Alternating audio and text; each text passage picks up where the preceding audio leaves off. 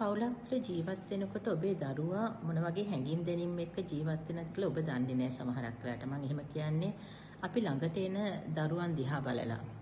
අම්මේ තාත්තෙක් හැටියට ඔබ දරුවාට පූර්ණ ආදරය දැක්වුවාට දරුවාද පවුල් ජීවිතය තුළ බොහෝ ගණනය කරන දෙයක් තියෙනවා.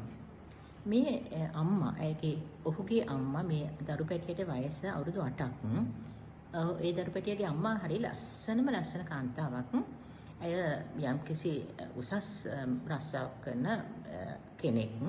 නමුත් ඇයගේ රාජකාරීමේ ස්වභාවය නිසා හැමදෙස්සම පරක්කු වෙනවා. එහෙම නිසා ඒක ලස්සන නිසාම ඔහු විවාහ වුණාට ලස්සන නිසාම දිනපතාම ඇය සැක කරන්න ගත්තා. දිනපතාම එන විට ඔහු බීමත් පුද්ගලෙක් බවට පරිවර්තනය වෙනවා. ඊළඟට ඔහුගේ බීමත්කම නිසා රස්සාව හිමි වෙනවා. නමුත් මෙය පවුලම රකින්න මේ රස්සාව කරනවා. මේ ඔක්කොම කරගෙන යනකොට මේ හැමදේම මෙයාට ගහනවා. ඒ සාම්පුරුෂයා හරියට ගහනවා, වද දෙනවා. එහෙම ඉන්නවනේ ඉතින් නේද? මම ඉන්නකොට දවසක් මේ දරු පැටියෙක් අපිට ගේනවා. අවුරුදු 8යි. මරණාසන්න දරු පැටියෙක්.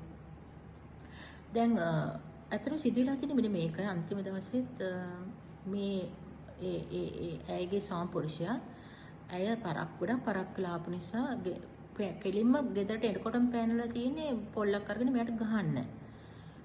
ඔහුගෙන් බේරෙන්න මේ අම්මා දුවගෙන ගිහිල්ලා පාර ළඟ ගෙදර තියෙන්නේ දුවලා ගිහලා බස් එකේ නැගලා තියෙනවා. එතකොට දරු පැටියත් දුවගෙන ගිහිල්ලා අර බස් එකේ නැගින උත්සාහ කරනකොට මේ තාත්තා හරිම නරක තාත්තා කෙනෙක්. එහෙම කොහොම කරන්නද මම දන්නේ නැහැ.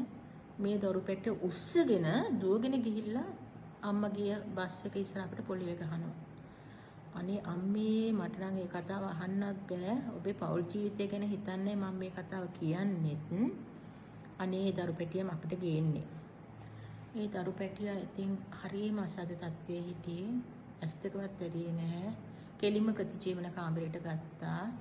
අරගෙන රිසසිටේෂන් කරන්න සහ ටියුබින් කරන්න ඔක්කොම ඉක්මනට කටයුතු ක්‍රියාත්මක කරන අතරතුර අම්මා ඇවිල්ලා අම්මා දුවගෙන දරුවෝ වචනයක්වත් කතා කරේ නැහැ.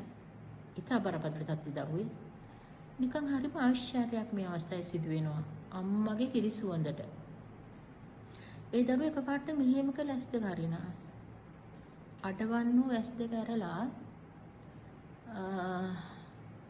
එකම එක වචනයක් කියන. එකම එක වචනයක්. ඒක ඔබ කීයකටත් විශ්වාස කරන්න එකක් නෑ. මොකද මේ දරුවෝ ඒ වචනේ කියන්නේ හේතුවකුත් තියෙනවා. මගේ අම්මා. කුස තුල මාස ගාණක් තියන් හිටපු මගේ අම්මා. මගේ අම්මට හැමදේම ගහන තාත්තා. මට කිරිකෝපු මගේ අම්මා. ඒ අම්මට ගහනකොට මේ අවුරුදු 8 දරුවට දැනෙන්නේ නැහැ කියන එක ඔබ හිතනවා නම් ඒක වැරදි. ඒක සනාථ කරන්නයි මම මේ කතන්දරය ඔබට කියන්නේ. මේ දරුවා එකපාරට ඇස් දෙක ඇරලා කියනවා අම්මට අම්මේ තාත්තව මරන්න. මේ කතාව ඇයගේ පිටිපස්සෙන් හිටු මාද අනිත් අයද හරි කොඳුරලා මේ දරුවා ඒක හරි අමාරුවෙන් කියන්නේ. කොයිතරම් වෛරයක් මේ තාත්තා ගැන තිබුණාද කියලා හිතන්න. දැන් ඔබ හිතන්නේ ඔබ රණ්ඩු සරුවල් වෙන ඔක්කොම කරන මේ දරුවන්ට දැනෙන්නේ නැහැ කියලා නෑ. හැඟීම් දැනීම් තියෙන දරුවෙක් මේ. හැබැයි මේ දරු පැටියට ජීවත් වෙන වාසනාවක් තිබ්බේ නැහැ. ඒ වෛරයත් එක්කම මේ දරු පැටිය මිය ගියා.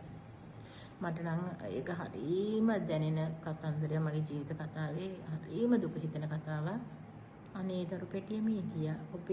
ඔබේ පෞල් ජීවිතය ඔබ ආත්මාර්ථකාමී. ඒ ආත්මාර්ථකාමී පෞල් ජීවිතය තුළ තැලෙන්නේ දරුවා. ඒ දරුවා කොච්චර මානසික පීඩාවට පත් වෙලා තියෙනවද කියලා මරණයේ සාක්ෂි දරනවා.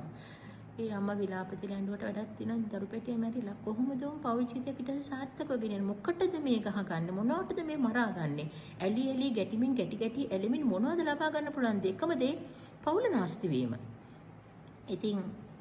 ඉතින් ඒකේ වරද දරුවගේද? නෑනේ නේද? බීමත් සාම්පුරුෂයා කියලා ඒ දරු පැටිය පලිද? නෑනේ. අනේ දෙයියනේ කරුණාකර ඔබ එවැනි චරිතවත් කෙනෙක් නම් කරුණාකර මේ දේ අතහරින්න. ඔබේ දරුවට ආදරය කරන දරු පැටියව රකින්න. ඔබේ පෞල් ප්‍රශ්න කරුණාකර සාකච්ඡා කළ දෙනා ගන්න. මේ අහිංසක දරු පැටියට පලි නෑ බව තේරුම් ගන්න. මේ දරු පැටිය අනේ ඇත්තටම මේ දරු පැටිය නිසා මම මේ ඇත්තට මේ කවි පෙළ ලිව්වේ. පුතේ නොඹේ ආලවක ඌයේ සුරාගිනි දැල් මතින් පන්නරේලත් ඝාතකයාය. ඔහු මරණ ලෙස පැවසූ නුඹේ ආත්මයට සමාව පතමි. වරද නුඹේ නොවන නිසා. නුඹට නම් කිසිම දවසක එවැනි අකල් මරණයක් සිදු නොවේවා පුතේ. ඒ මවගේ කුසින් ඔබ වැඩුණත් ඒ පියා තුළ ඒ කුරිරු ගතිගුණ නිසා නුඹට ඔබේ අහිංසක ජීවිතෙන් වන්දි ගෙවන්නට ඔබට සිදු වුණා. කරුණාකර ඔබේ පෞල් ජීවිතයට ඇලුම් කරන්න. එවිට දරුවා ද යහපත් වෙනු ඇත.